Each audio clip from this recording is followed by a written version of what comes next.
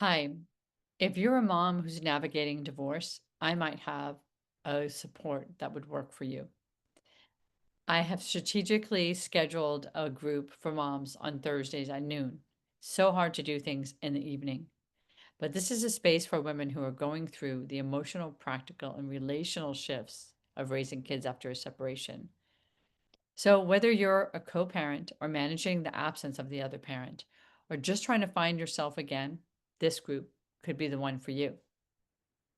We talk about real life, extended family, careers, rebuilding our community and our social life, and those quiet moments like the holidays that might just be too quiet when you're experiencing the holidays without your kids. So many of the moms are the emotional centers of their families. And when relationships end, it can feel like a very deeply discouraging shift in how you thought you were going to raise your kids. And it feels sometimes like your heart gets cracked open.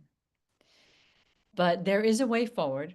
And this group is about creating a life that's full and peaceful and grounded. It's not only for you, it's for your kids so that they can see a mom who's happy.